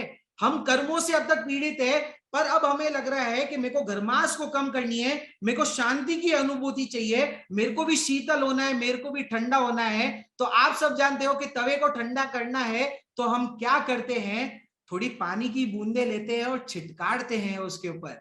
पर जैसे ही आपने देखा होगा, आप लिख के बताइए, जैसे ही पानी की बूंदे आप गरम गरम तवे पे डालते हो तो होता क्या है, आवाज आने लग जाती है, सुर सुर ऐसी आवाज आती है, पानी तुरंत भाप बन जाता है। पर वो कब तक बनता है आपने देखा होगा, जब तक आप पानी डालते रहोगे वो आवाज तब तक ही आएगी, वो वाफ तब तक आएगी जब तक पानी का टेम्परेचर और तवे का टेम्परेचर सेम नहीं हो जाता। अभी तवा ज्यादा गर्म है और पानी ठंडा है, इसलिए आपको आवाजें आ रही है। हम पानी का छिड़काव करते रहो करते रहो करते रहो, थोड़े टाइम बाद आवाज कम हो जाएगी जब टेम्परेचर सेम हो जाएगा। ये क्यों बताया जा रहा है, इसको गौर से अब सुनना, एनालॉजी को क्यों इंपॉर्टेंट थी। जो भी हम धर्म कर रहे हैं, जो भी धर्म की क्रिया कर रहे हैं, जो भी हम पुरुषार्थ कर रहे हैं, जो भी हम गतिविधियां कर रहे हैं, चाहे आप कोई भी साधन कर रहे हो, धर्म के अलग अलग तरीके बताए गए, चाहे आप तपस्या कर रहे हो, स्वाध्याय कर रहे हो, ध्यान कर रहे हो, कोई भी चीज आप कर रहे हो, कोई भी क्रिया कर रहे हो, ये सब धार्मिक एक्टिविटीज है। ये धार्मिक एक्टिविटी कैसी है, वो ठंडे पानी के समान है। जब ये गर्म तवे पे हमारी जो आत्मा पीड़ित हो गई है कर्मों से, इसके ऊपर जब हम धर्म रूपी पानी डालने लग जाते हैं तो जोर से आवाजें आने लग जाती है, सुर सुर सुर। हम एक बार ये आवाज से भयभीत हो जाते हैं, हो क्या रहा है, पर आपको डरना नहीं है। जिसको ज्यादा आवाज आ रही है वो ये जानना कि आपका तवा ज्यादा गर्म है। जितना ज्यादा गर्म होगा उतनी ज्यादा आवाज आएगी, ठंडा होगा तो जल्दी हो जाएगा। तो ये क्यों बताया जा रहा है, क्यों नोटिस करना है, हम आगे डीप साइंस में डिस्कस करेंगे। आप सबने नोटिस किया होगा, ये एक चीज होती है कि जब आप समाहिक करने बैठ रहे हो, प्रतिक्रमण करने बैठ रहे हो, या ये नॉर्मल सेशन से बैठ रहे हैं, थोड़ी देर बोला गया भैया ध्यान करो 5-10 मिनट, 5 मिनट हुए कि नहीं कि पैर में दर्द होने लग जाता है, सर में दर्द होने लग जाता है, बॉडी अकड़ने लग जाती है, दुनिया भर की चीजें चालू होने लग जाती है 5-10 मिनट में। सेशन चालू हुआ नहीं 10 मिनट, लोग वीडियो क्यों बंद कर देते हैं, अरे वीडियो चालू होगा तो उबासी आने लग जाएगी, बोरियत दिखने लग जाएगी, तो 5-10 मिनट हुआ नहीं सेशन, अरे यार ये क्या नमन भैया निपुण भैया आ जाते, ज्ञान देने लग जाते, बॉडी रिएक्ट करने लग जाएगी। ये क्या हो रहा है, ये वो सुर-सुर की आवाज है। धर्म रूपी जब ठंडा ठंडा शीतल जल पड़ रहा है ना, आपका मन क्या बोल रहा है, क्योंकि मन की एक चीज ध्यान रखना, मन कंट्रोल होना पसंद नहीं करता है, ये मन का स्वभाव है, उसको पसंद नहीं है। मन चाहता है कि भाई तू मेरे कंट्रोल में रहे, तू मेरे को कंट्रोल मत कर, मैं तेरे को कंट्रोल करूंगा, ये मन का स्वभाव है। तो जैसे ही पानी डालोगे वो छिड़काव चालू कर देगा। आपने बोला ध्यान करना है, अच्छा ध्यान करने बैठ गया, तू आत्मा की तरफ चले गया, मेरे को भूल गया, तो ले तेरे पैर में दर्द करूंगा, तेरे सर में दर्द करूंगा, तेरे पीठ में दर्द करूंगा, पर डरना मत। तब याद रखना कि वो पानी का छिड़काव हो रहा है, मेरा तवा थोड़ा गर्म है, तब और पानी डालते रहो, और जोर से मारो, और देर तक ध्यान करो, और धर्म सुनो, और प्रवचन सुनो, और समय करो, तपस्या करते हैं। जैसे हुआ नहीं तपस्या, सोचा उपवास करना है तो सुबह 7-8 बजे उठते ही जोर की भूख लगने लग जाएगी, नॉर्मल में नहीं लगेगी। पर सुबह बोल दिया भैया क्रिकेट खेलने जाना है, या सुबह ग्राहक का फोन आ गया कि भैया 10 लाख का माल लेना है, तो तुरंत भाग के चले जाएंगे। एक समय होगी खाली 40-50 मिनट की, तब हमारा पूरा शरीर टूटता है। पर जब हम सिनेमा थिएटर में मूवी देखने जाते हैं तो कैसे इंटरेस्टिंग मूवी आती है, तो सोफा दिया गया है, सोफा सीट तो लेते हैं हम आराम करने के लिए, पर आराम नहीं करते। इंपॉर्टेंट मूवी आती तो ऐसे देखते हैं पिक्चर को, अरे अरे क्या सीन आ रहा है, क्या मजा आ रहा है, 3 घंटे तक वैसे के वैसे बैठे रह जाओगे। तब क्यों नहीं होता है आपको सरदर्द, आपको सोचना चाहिए, ना सरदर्द हो रहा है, ना पैर दर्द हो रहा है, ना पीठ दर्द हो रहा है, कुछ नहीं हो रहा है। Reason is this, it is very scientific, because your mind does not want you to control itself, it wants to control you।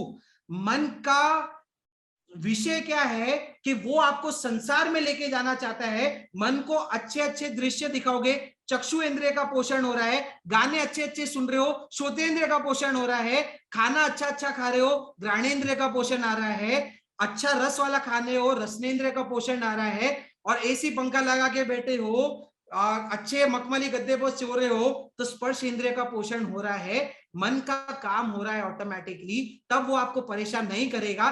पर जैसे ही धर्म करना चालू करोगे वो परेशान करेगा। इसलिए समझना जरूरी है, धर्म की गतिविधियां करते रहना, क्योंकि मन का स्वभाव जब समझ में आ जाएगा तो हम हटेंगे नहीं, यही हमारा पुरुषार्थ है, हम यही पीछे हट जाते हैं। जब ये लगने लग जाता है आगे बढ़ो। हमने प्रवचन में हमारे गुरुजी से एक बहुत अच्छा वाक्य सुना था, एक प्रसंग सुना था।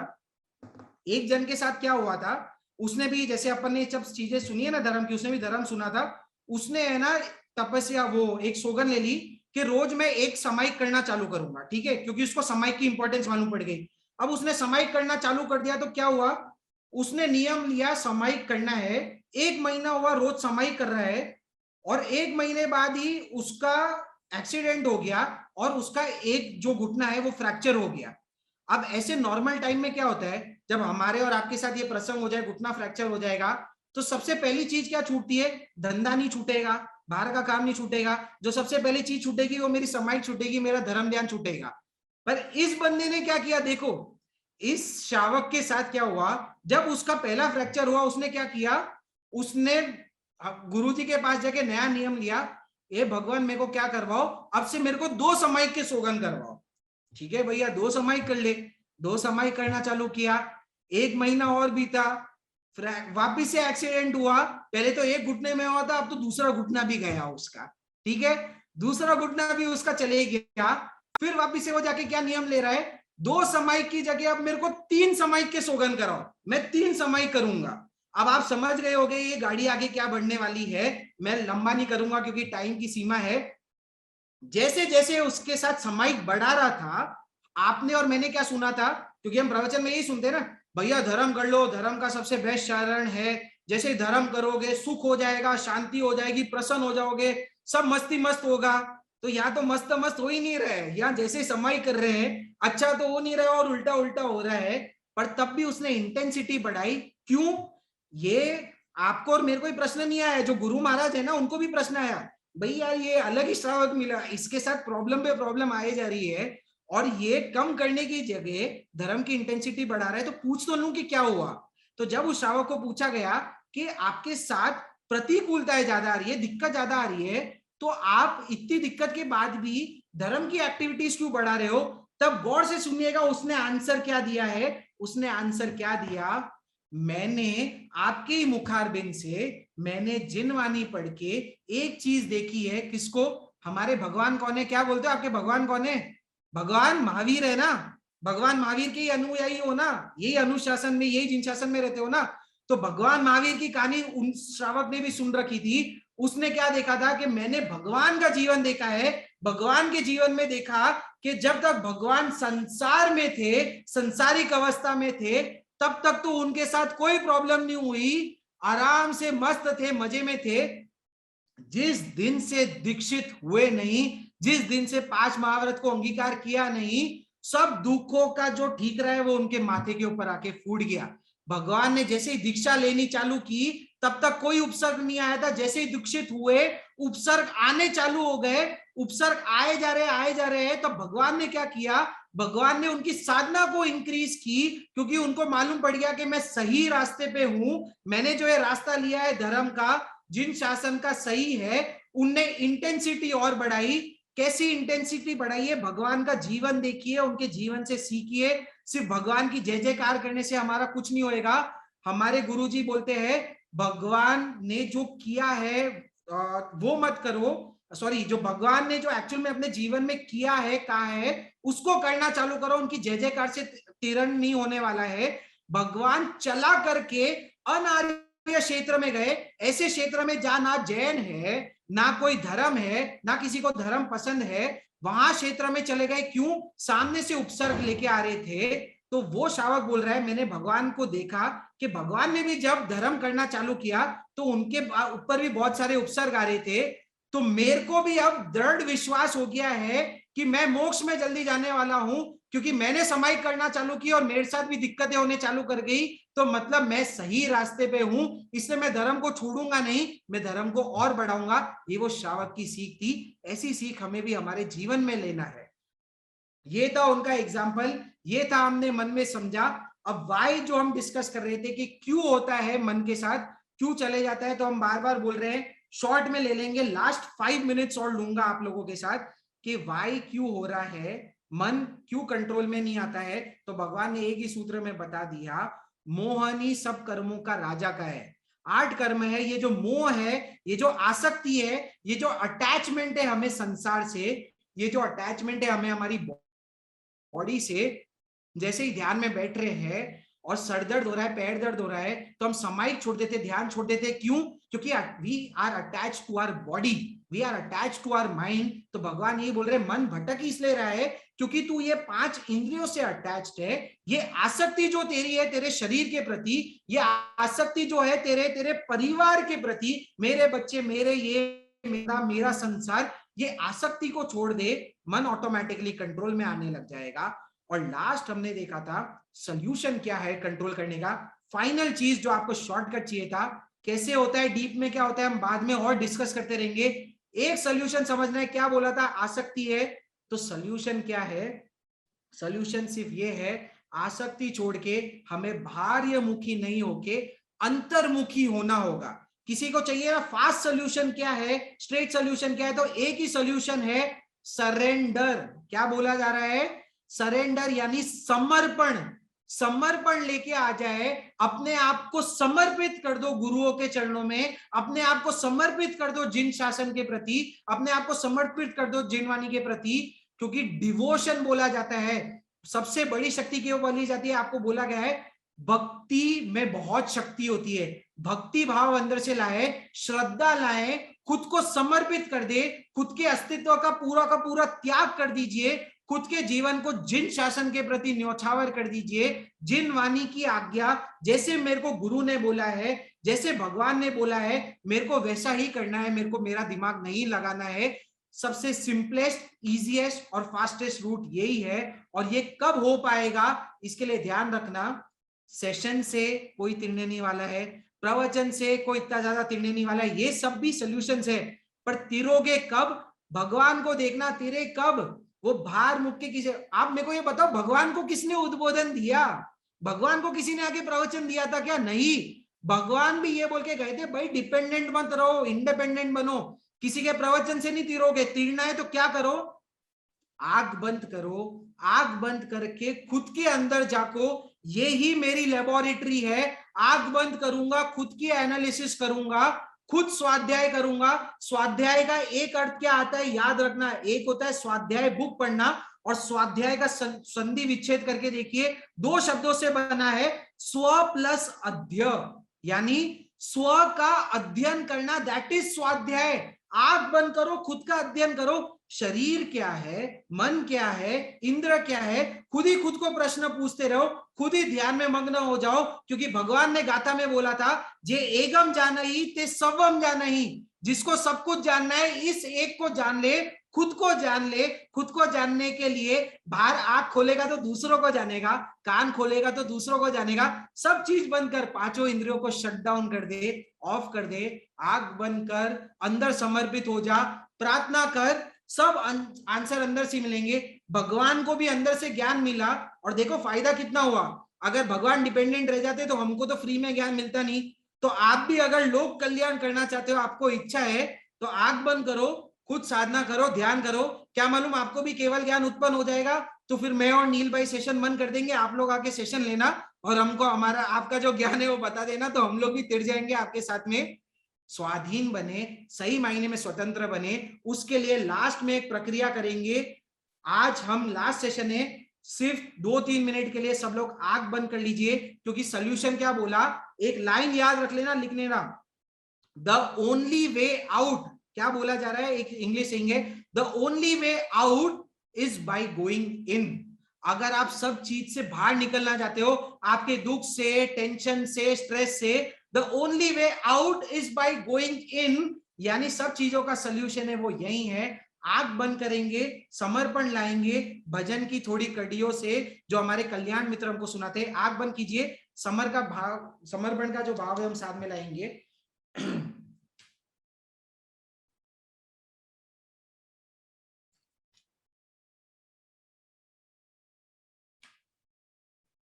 जी, तो जैसा कि आप सब जानते हैं, आंख बंद कर लीजिए। हम मंगलिक का श्रवण करते हैं। मंगलिक के श्रवण में हम एक चीज बोलते हैं, हमने देखा है क्यों मंगलिक इतना मंगल करता है। जो इंसान स्वयं का मंगल चाहता है, वो मंगलिक की गाथा है, जो उनके वर्ड्स है उसके ऊपर फोकस कीजिए।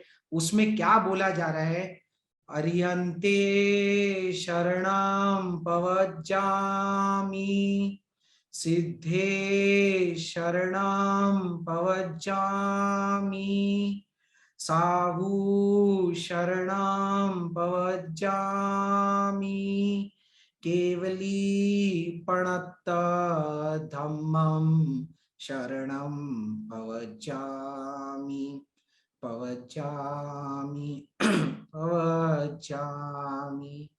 हमें क्या करना है? हे अरिहंत प्रभु, अरिहंत का शरण लेना है, हमें सिद्धों का शरण लेना है, हमें हमारे आचार्य, उपाध्याय, साधु, भगवान, इनका शरण लेना है। केवली प्ररूपित जो दया धर्म है, जो केवली भगवान ने जो धर्म बताया है, सही धर्म बताया है, सम्यक धर्म बताया है, हम उसकी शरण लेंगे। वो शरण लेंगे तो हम ऑटोमेटिकली तिर जाएंगे।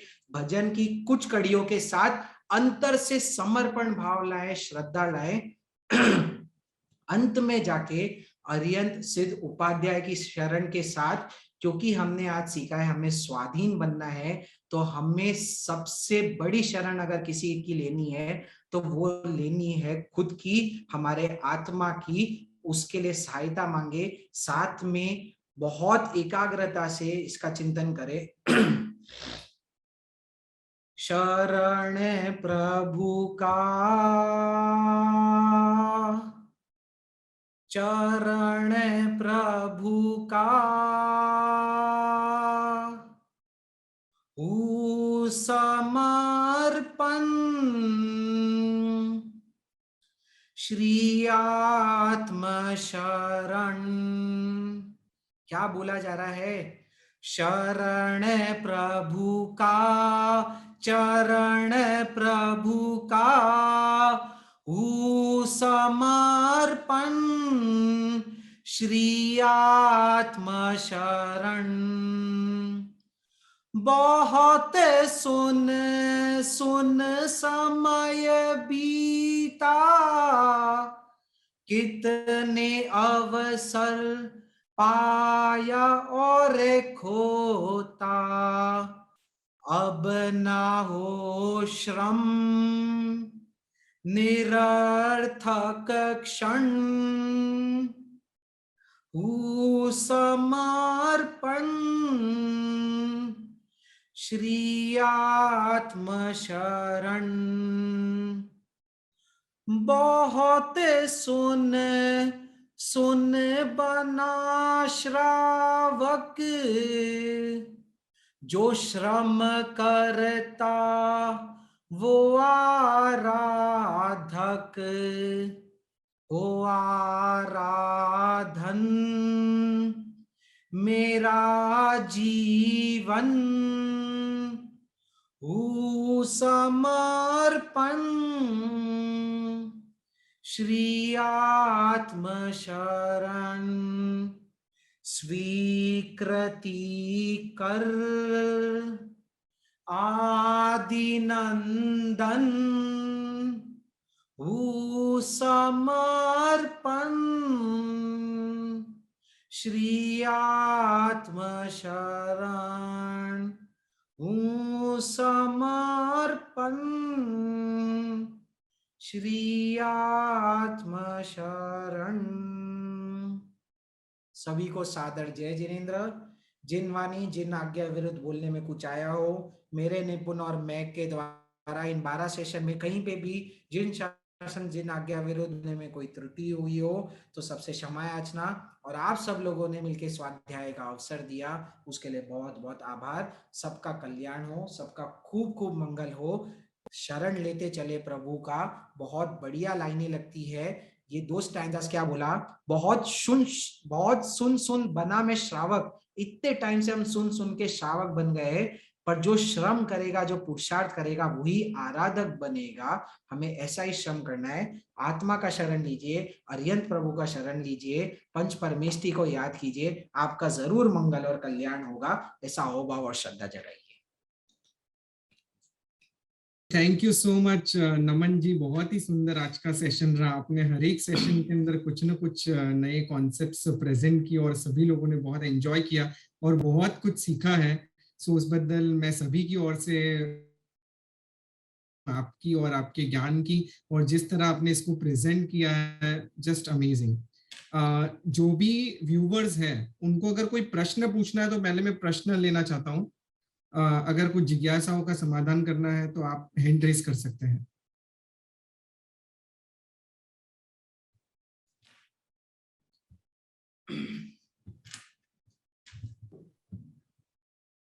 हाँ, मोनिका जी आप प्रश्न पूछ सकते हैं अनम्यूट करके। जी मोनिका जी। Yes sir. मेरा प्रश्न ये है कि अभी जैसे हमें पूरा मन के बारे में बताया गया, मन को और ज्यादा साधने के लिए किस तरीके से और ज्यादा साध सकते हैं? इस तरीके से जैसे मेरा प्रश्न इस तरीके से है कि जैसे हम काफी लंबे टाइम से इन चीजों की प्रैक्टिस कर रहे हैं, तो ज्यादातर तो पॉजिटिव थिंकिंग ही रहती है, ज्यादा अच्छे भाव ही आते हैं। लेकिन कभी कभी ऐसा होता है कि कुछ सिचुएशंस में, कुछ जब अपोजिट सिचुएशंस आती है, उन अपोजिट सिचुएशंस में भी बहुत बार तो मन को हम शांत रख लेते हैं, लेकिन कभी कभी गुस्सा आ जाता है, तो उसको भी और किस तरीके से बैलेंस किया जाए? जी, तो इसका ले लेते हैं। तो थोड़ा जिन शासन बोल लिया, तो एक दूसरी एनालॉजी भी लेते हैं जो आप सब लोगों को याद है ही। रामायण तो आपने देखी होगी, सुनी होगी। रामायण में सीता जी का प्रसंग आता है। वो एनालॉजी हमें सीखनी है, हमें देखना है कि हम स्टोरी को सिर्फ स्टोरी समझते हैं, हर स्टोरी से सीख मिलती है, हम इसको रिलेट करेंगे। दिक्कत क्या हुई थी, सीता का हरण कब हुआ? सीता ने गोल्डन डियर को देखा, गोल्डन डियर को देखा, उसकी वहां पे भी शायद आवाज सुनी थी और उसका दृश्य आया था, वो बहुत उसको मनमोहक लगा था। तो क्या हुआ, मेरे अंदर लोभ आया, मेरे अंदर ग्रीड आई। भगवान ने 4 कषाय बताए, क्रोध, मान, माया, लोभ। जैसे ही इंद्रिय ने गोल्डन डियर को देखा, उसकी आवाज सुनी, इच्छा हुई कि मेरे को ये डियर चाहिए। क्या हुई, पहले लोभ आई, ग्रीड आई, फिर इच्छा हुई कि मेरे को ये चाहिए। ये इच्छा की मांग की गई, राम को बोला गया मेरे को ये लाके दो। राम चले गए वो लाने के लिए, पर लक्ष्मण भी गए पीछे पीछे। जब मिला नहीं, तब लक्ष्मण जी जाते समय क्या बोल के गए, उनको मालूम था कि कहीं ना कहीं इनके साथ कोई दिक्कत हो सकती है। तो लक्ष्मण जी ने लक्ष्मण रेखा ड्रॉ की, एक लक्ष्मण रेखा ड्रॉ की, और सीता को क्या बोला कि भैया मैं तो जा रहा हूं, तो अब तेरे को प्रोटेक्ट करने वाला कोई नहीं है, तो ये जो लक्ष्मण रेखा है ना, प्लीज इसको पार मत करना, ये आपका कवच है, ठीक है। लक्ष्मण रेखा भी ड्रॉ कर ली। फिर क्या हुआ, रावण आए साधु का भेष बना के। पहले तो इंद्रियों ने कहा हमें लुभाया अच्छी चीज में, जो बुरी चीज थी एक्चुअल में, जो गोल्डन डियर चाहिए था। अब क्या हुआ, दूसरा चीज, क्योंकि मन को कैसे भी भ्रमित किया जा सकता है, साधु के वेश में आए, साधु भिक्षा मांग रहा है। इमोशनल जो हम ब्लैकमेल बोलते हैं, वो इमोशनल ब्लैकमेल किया जा रहा है कि मैं भूखा हूं, साधु की सेवा नहीं करोगे क्या? आपका धर्म तो आपको यही सिखाता है कि साधु की सेवा कीजिए, ये कीजिए। वैसा प्रलोभन सामने आया, तब सीता ने वापिस से क्या किया, गिव इन कर दिया, गिव अप कर दिया, लक्ष्मण रेखा को क्रॉस किया। जैसे ही क्रॉस किया, सही रूप रावण का निकल के आ गया और सीता को चुरा के ले गया। इस दृष्टांत से हमें क्या समझना है, एक ही चीज में हमारा पूरा जैन धर्म भी समझ में आ जाता है।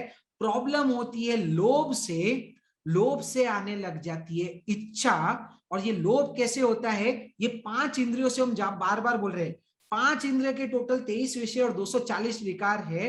ये 5 इंद्रिय अपने अपने विषय में लेके जाती है। हमारा फर्स्ट काम क्या है, अच्छी पिक्चर देखने का मन हुआ, कंट्रोल करो। अच्छा गाना सुनने का मन हुआ, कंट्रोल करो। अच्छा खाने का मन हुआ, कंट्रोल करो। जैसे डियर दिखा, ये इच्छा मत करो कि डियर चाहिए। सबसे पहले तो लोभ से खुद को कंट्रोल करो। फिर मान लो कि इच्छा आ भी गई, कंट्रोल करना है, तो कंट्रोल कैसे किया जाता है, इसलिए लक्ष्मण रेखा बनाई है। अगर आप खुद सक्षम नहीं हो खुद की सुरक्षा करने के लिए, इसलिए शरण लेने को बोला गया है, समर्पण लेने को बोला गया है। गुरु का शरण लीजिए, अरिहंत का लीजिए, सिद्ध का लीजिए। ये लक्ष्मण रेखा क्या है, यही हमारे व्रत पचकाने, यही हमारे अलग अलग नियम है। इसलिए बोला जाता है, जिसने जमीकंद की सौगंध ले ली, उसके पास जमीकंद की सब्जी सामने आएगी, उसको खाने का मन नहीं होगा। जिस दिन आपने सौगंध ले लिया कि आज मेरे को उपवास करना है, उस दिन स्वादिष्ट व्यंजन आपके सामने आएंगे, तो भी आप क्या बोलोगे, आज मेरे पचकाण है, पचकाण है तो मैं कुछ नहीं करने वाला। आज अष्टमी 14 से तो मैं लिलोत्री नहीं करने वाला। These all नियम्स are like that Lakshman Rekha that protects you। अगर आप खुद की सुरक्षा नहीं कर सकते हो, और ये नियम का ज्ञान भी कौन देगा? आपके गुरु देंगे या जिनवानी देंगे। गुरु भी जिनवानी के माध्यम से देंगे, इसलिए समर्पण बोला आर्यंत को। फिर क्या हो गया है, ये जब लक्ष्मण रेखा भी बांध ली है तो ये बोला ना, मन बहुत चपल है। मन अगर जानता है कि बुरी चीजों से कंट्रोल नहीं तो अच्छी चीजें दिखाएगा रावण के रूप में। वो इमोशनली ब्लैकमेल करेगा, आपके बच्चे आपको ब्लैकमेल करेंगे, आपके पति आपको इमोशनली ब्लैकमेल कर सकते हैं। अरे संसार में क्या रखा है, ये चीज है वो चीज है, आज एक दिन है, एक दिन आलू प्याज खा लेंगे क्या हो जाएगा, एक दिन मूवी चलेंगे क्या हो जाएगा।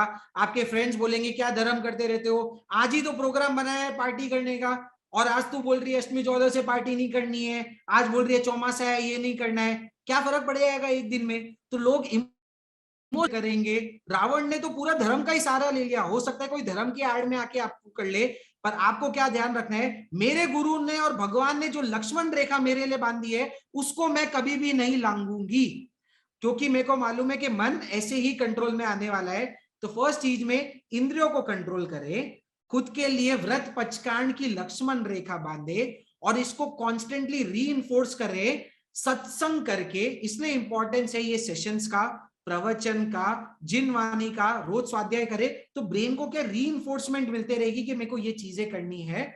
और फिर क्या करना है, ये सब चीजें जब आपने बांध ली है तो भगवान ने लास्ट में बोला है खुद साधना करनी है। जब खुद को आपने प्रोटेक्ट कर लिया है तो अपने स्थान पे बैठे, रोज समय करे, खुद चिंतन मनन करे, तो आपको आपकी आत्मा से ही और प्रकृति से ऑटोमेटिकली हेल्प मिलने लग जाएगी।